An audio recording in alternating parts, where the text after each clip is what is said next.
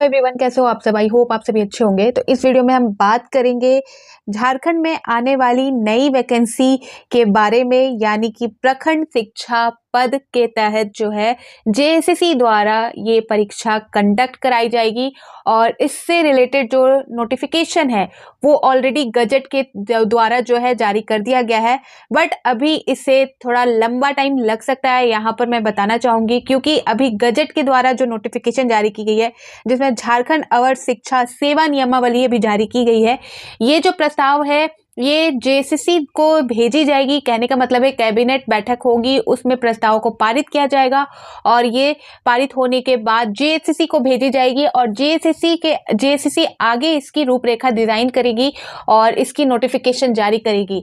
JSSC द्वारा जो advertisement या जो नोटिफिकेशन जारी होगी उसी के अनुरूप जो है इस परीक्षा को लिया जाएगा और आप सभी को सारी इंफॉर्मेशन मिलेगी। अभी जो है ये इतनी इंफॉर्मेशन निकल कर आई है गजट के द्वारा कि ये भर्ती परीक्षा करानी है और जल्द ही ये झारखंड में होगी। बट इसके प्रोसेस में यहाँ पर मैं बता दूं टाइम लग जाएगा, 4-5 महीने यहाँ पर लग जाएंगे। और ऐसा भी नहीं है कि यहाँ पर सारी चीजें जैसे न्यूज़पेपर में आती है या इंफॉर्मेशन आती है तो तुरंत इसमें काम होते हैं। आप सभी को पता है झारखंड में जितने भी एग्जाम हुए हैं आप सभी को सारी रिकॉर्ड पता है, तो यहाँ पर इसको टाइम लगेगा। बट ये बहुत अच्छा पोस्ट है, बहुत अच्छी अपॉर्चुनिटी है, तो आप अभी से ही इस चीज की तैयारी कर ले। कुछ चीजें यहाँ पर जो इन्फॉर्मेशन है वो मैं क्लियर करूंगी, ठीक है। बाकी इन्फॉर्मेशन अगर आपको चाहिए इससे रिलेटेड तो आप कमेंट सेक्शन में ज़रूर कमेंट कीजिएगा। मैं सारी चीज़ें आपको क्लियर कर दूंगी इस एग्ज़ाम से, यानी कि जो प्रखंड शिक्षा पद है उससे रिलेटेड जो सिलेबस है, पैटर्न है, वो किस तरह के हो सकते हैं, ठीक है। तो वो सारी चीज़ें मैं आपको क्लियर कर दूंगी। बट इसके रिगार्डिंग जो इन्फॉर्मेशन निकल कर आ रही है वो मैं यहाँ पर आप सभी को बताना चाहूँगी। तो प्लीज़ आप इस वीडियो को पूरा ज़रूर वॉच करें, पूरा ज़रूर देखें, शेयर ज़रूर करें, लाइक ज़रूर करें। और जो फर्स्ट टाइम इस वीडियो को देख रहे इस चैनल पर आए हैं तो प्लीज़ आप इस चैनल को सब्सक्राइब ज़रूर कर दें। तो यहाँ पर आप देख सकते हो स्कूलों में शिक्षा व्यवस्था की निगरानी के लिए जल्द होगी बीईओ की नियुक्ति। तो सबसे पहले यहाँ पर मैं बता दूं जो प्रखंड शिक्षा पद जिसको बीईओ बोला जा रहा है तो उनका क्या काम है यहाँ पर क्लियर हो जाएगा आप सभी को। तो इनका जो काम है वो आपका जो प्राइमरी स्कूल है उसमें पठन पाठन में जो है उसकी महत्वपूर्ण भूमिका होती है, जिसमें राज्य में जो प्राइमरी स्कूल है यहाँ पर आप देख सकते हो इन्होंने स्पष्ट तौर पर कह भी दिया है कि कब समय पे खुलेंगे, शिक्षक जो है समय पर आते हैं या नहीं, समय पर मिड डे मील मिलते हैं या नहीं, इनकी जो निगरानी है, इनकी जो मुख्य जिम्मेदारी है वो प्रखंड शिक्षा पदाधिकारी की है। ये सारी चीजें देखना, स्कूल का खुलना, शिक्षक का समय पे आना, ठीक है, मिड डे मील जो है वो बनना, सही टाइम पे जो है बच्चों को मिलना, वो सारी चीजों की निगरानी जो है प्रखंड शिक्षा पदाधिकारी की होती है।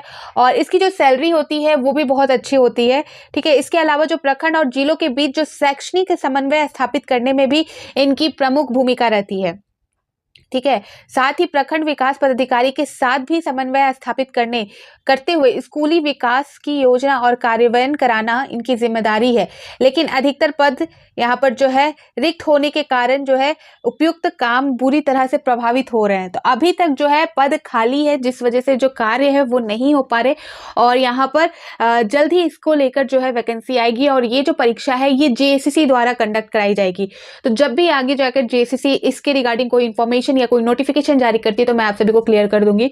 तो आप इस चैनल को जो है सब्सक्राइब करके रखें, बेल आइकन जो है क्लिक करके रखें ताकि कोई भी इंफॉर्मेशन हो वो आप सभी तक डायरेक्ट पहुंच सके, ठीक है। आगे देख सकते हैं यहाँ पर बताया जा रहा है कि स्कूलों में पठन पाठन, यहाँ पर आपको दिख रहा होगा, पठन पाठन की व्यवस्था की निगरानी की जाएगी। इसके लिए राज्य सरकार जल्द ही प्रखंड शिक्षा पदाधिकारियों यानी कि बीईओ की नियुक्ति करेगी। स्कूली शिक्षा विभाग ने प्रखंड शिक्षा पदाधिकारी, टीचर्स ट्रेनिंग कॉलेज के लेक्चरार, बेसिक स्कूल के प्रिंसिपल की नियुक्ति के लिए आवश्यक अवर शिक्षा सेवा नियमावली को अंतिम रूप दे दिया है। तो जैसे कि मैंने बताया है कि ये गजट में अभी प्रस्तुत की गई है, जिसमें आपको बताया जा रहा है यहाँ पर अवर शिक्षा सेवा नियमावली की अंतिम रूप यानी कि इसे कंप्लीट कर लिया गया है। इसे जल्द ही सरकार की स्वीकृति के लिए कैबिनेट में भेजा जाएगा। जैसा कि मैंने आपको स्टार्टिंग में कहा कि यहाँ पर जो है एक रूपरेखा भी निर्धारित की गई है, इस रूपरेखा को जो है कैबिनेट में भेजा जाएगा, सरकार के पास भेजा जाएगा। सरकार अपना जो प्रस्ताव इसको दे देती है तब जाकर ये जेएसएससी के पास जाएगा और जेएसएससी है वो डिजाइन करेगी परीक्षा किस तरह से इसका एग्जाम लेना है, सिलेबस क्या रखेगी, किस तरह से रखेगी, कैसे एग्जाम लेगी, कितने पेपर्स होंगे, कितनी टाइमिंग्स होंगी, ये सारी चीजें जो है जेसीसी डिसाइड करेगी। फिर उसके बाद जो है आपके सामने जो है नोटिफिकेशन जेसीसी द्वारा जारी किया जाएगा। तो यहाँ पर वही किया गया, अभी गजट में आई है ये, और इसमें जल्द ही सरकार की स्वीकृति के लिए कैबिनेट में भेजा जाएगा। नियमावली की स्वीकृति मिलते ही झारखंड राज्य कर्मचारी आयोग यानी कि जेएसएससी के माध्यम से अवर शिक्षा सेवा के पदाधिकारियों की नियुक्ति प्रक्रिया शुरू की जाएगी। ठीक है, यहाँ पर आपको क्लियर हो गया। और कुछ चीजें मैं आपको बता दूंगी कि किस तरह से यहाँ पर एग्जाम होने हैं, क्वालिफिकेशन क्या है वो बता दूंगी इसे कंप्लीट करके। तो मालूम हो कि अलग झारखंड राज्य के निर्माण के बाद, यानी कि जब से झारखंड यहाँ पर बना है, झारखंड जब से अलग हुआ है, उसके बाद से ही यहाँ पर ये जो है फर्स्ट टाइम ऐसा होगा 2025 में इसकी नियुक्ति के लिए फर्स्ट टाइम यहाँ पर सरकार जो है ध्यान कर रही है और जल्द ही इसकी नियुक्ति भी होगी। ठीक है, यहाँ पर क्लियर स्पष्ट तौर पर यहाँ पर लिखा गया है कि झारखंड राज्य के निर्माण के बाद से अवर शिक्षा सेवा के पदाधिकारियों की नियुक्ति नहीं हुई है। तो पहली बार ये जो एग्जाम होगा वो आपका जो अवर शिक्षा सेवा पदाधिकारियों का फर्स्ट टाइम होगा झारखंड के अलग होने के बाद, झारखंड राज्य बनने के बाद। तो यहाँ पर देख सकते हैं अविभाजित बिहार के समय 1991 में अंतिम रूप से अवर शिक्षा सेवा के पदाधिकारियों की नियुक्ति हुई थी। अलग झारखंड बनने के बाद अवर शिक्षा सेवा के लगभग 700 पद झारखंड को मिले थे। अब इस सेवा के लगभग 600 से अधिक अधिकारी रिटायर हो चुके हैं। इस सेवा के पदाधिकारियों की कई जगहों पर नियुक्ति होती है, मसलन प्रखंड शिक्षा पदाधिकारी, बेसिक स्कूल के प्राचार्य, टीचर्स ट्रेनिंग स्कूल्स के लेक्चरर, डीएसई कार्यालय में और जो है डिप्टी डीएससी के पद की नियुक्ति होती है। वर्तमान में अधिकारी पद है। तो ये सारी चीजें हैं, यानी कि जो झारखंड का विभाजन हुआ था, बिहार से झारखंड अलग हुआ था, अलग राज्य बना था, तब भी जो है इनको 700 यहाँ पर बताया जा रहा है 700 जो है पद थे पहले से जो थे वो दिए गए थे, और अभी 600 से ज्यादा पद जो है उसमें जो अधिकारी है वो रिटायर हो चुके हैं या उनको अलग पद दे दिया गया, अलग पोस्ट कहीं दे दिया गया है। तो यहाँ पर आप देख सकते हो बहुत ही महत्वपूर्ण ये परीक्षा होने वाली है, इसलिए यहाँ पर मैं बोलूंगी कि आप सभी जो है इसके प्रिपरेशन में लग जाइए। जब भी एग्जाम हो, आपको पता है पढ़ाई कभी भी लॉस नहीं करती, आप पढ़ भले रहे हो इसको टारगेट बनाकर, बट इस बीच जो है झारखंड में बहुत सारे एग्जाम होंगे, अदर स्टेट में भी एग्जाम होंगे, और जो नॉलेज आप इस एग्जाम को टारगेट बनाकर गेन करोगे वो सभी एग्जाम में काम आएंगे। क्योंकि कॉम्पिटिटिव एग्जाम में जो है इंडिया से जो है रिलेटेड जो आप पढ़ाई करते हो, इंडिया में कहीं पर भी कॉम्पिटिटिव एग्जाम दे रहे हो तो आपके लिए बेनिफिशियल ही रहता है, यहाँ पर कोई भी लॉस नहीं होता। ठीक है, तो यहाँ पर पढ़ाई कभी भी लॉस नहीं जाती। इस एग्जाम को लेकर आप टारगेट बनाइए और ये एग्जाम कभी भी हो 2025 में आप इसके लिए प्रिपेयर होने चाहिए। बहुत अच्छी पोस्ट है, बहुत अच्छी अपॉर्चुनिटी है। मैंने स्टार्टिंग में कहा सैलरी भी बहुत अच्छी है, यहाँ पर इसकी जो ड्यूटी है वो भी बहुत अच्छी है। सिर्फ निगरानी आपको करनी है, सारी चीज़ों में समन्वय स्थापित करना है, वो सारी चीज़ें यहाँ पर करनी है और जेएसएससी द्वारा ये ली जाएगी। यहाँ पर मैं आपको कुछ चीज़ें क्लियर करूँ तो क्वालिफिकेशन की अगर बात करूँ तो आप सभी को बता दूं कि यहाँ पर जो क्वालिफिकेशन है वो मिनिमम जो है वो ग्रेजुएशन रखी गई है। ग्रेजुएशन में 50% आपका होना ही चाहिए।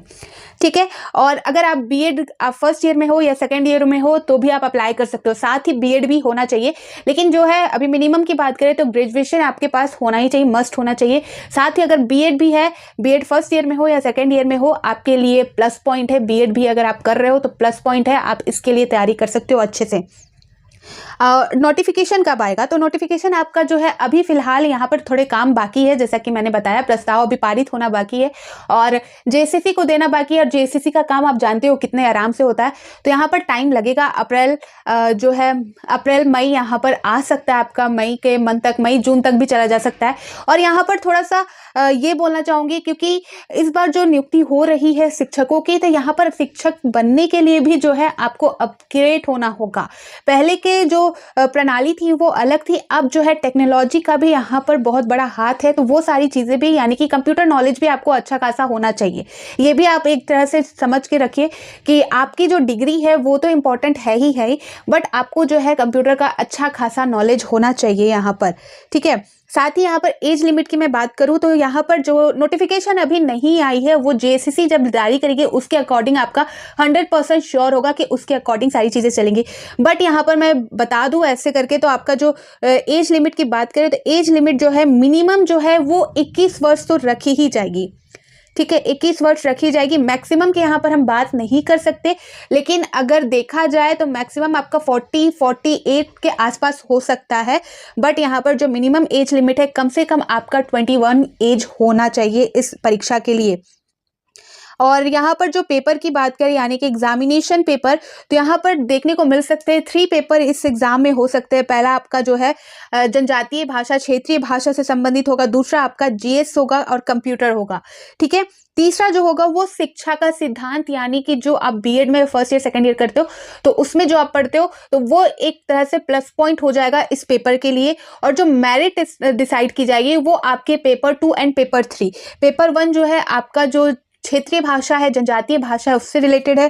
सेकंड पेपर जो है जीएस है और जो कंप्यूटर होगा उससे रिलेटेड पूछे जाएंगे। और थर्ड जो होगा वो शिक्षा यानी कि जो है एजुकेशन से रिलेटेड जो है पूछा जाएगा, जिसके पेपर 2 एंड 3 को जो है जो नंबर है वो मिलाकर आपके मेरिट यहाँ पर निकलेंगे, ठीक है। इसे मैं क्लियर तरीके से और भी आगे अच्छे से समझा दूंगी।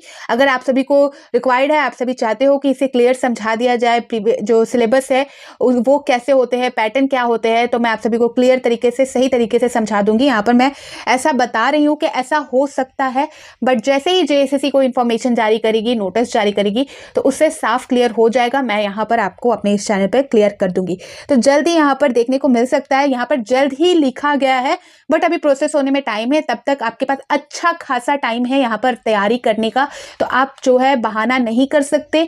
यहां पर आपको पता है कि झारखंड में एग्जाम है, तो आपको अपनी जो भाषा है, क्षेत्रीय भाषा, जनजातीय भाषा, जो आप सेलेक्ट करोगे जो है उस पर कमांड करना है। दूसरी चीज जीएस कॉमन है, हर कॉम्पिटिटिव एग्जाम में जीएस कंप्यूटर पूछे जाते हैं, वो आपको प्रिपेयर करने हैं। और आपका जो शिक्षा, जो बीएड आप करते हो, शिक्षा का सिद्धांत जो एजुकेशन से रिलेटेड है, जो टीचिंग में खासकर चाहिए होता है, वो चीज़ की आपको नॉलेज यहाँ पर गेन करनी है। और अभी से तैयारी करोगे तो आप एग्जाम आते आते पूरे प्रिपेयर हो जाओगे, आराम से आप जो है एग्जाम क्वालिफाई कर जाओगे, ठीक है। पॉजिटिव होके सोचना है, नेगेटिव नहीं होना है यहाँ पर कि पेपर बिक जाएंगे, ऐसे हो जाएंगे, वैसे हो जाएंगे। आप पॉजिटिव होके सोचिए। और यहाँ पर एक बात और भी मैं क्लियर कर दूं कि आपको सिर्फ और सिर्फ झारखंड स्टेट में जो गवर्नमेंट एग्जाम होते हैं उसके भरोसे ही नहीं बैठना। ये इसलिए मैं बोल रही हूँ क्योंकि ट्रैक रिकॉर्ड बता रहा है यहाँ पर कि यहाँ पर बहुत कम ही जेन्युइन कैंडिडेट होते हैं जिनके एग्जाम क्वालिफाई होते हैं, ठीक है। तो यहाँ पर आप जो है अदर एग्जाम की भी तैयारी कर सकते हो साथ ही साथ। और इस एग्जाम में टाइम है, तो आराम से आपको टाइम भी मिल रहा है, तो यहाँ पर आप तैयारी करिए। और इस एग्जाम से रिलेटेड और भी इंफॉर्मेशन चाहिए आप सभी को डिटेल में, तो कमेंट सेक्शन में बताइएगा, ठीक है। तो फिर मिलती हूँ नए अपडेट के साथ, तो बाय बाय।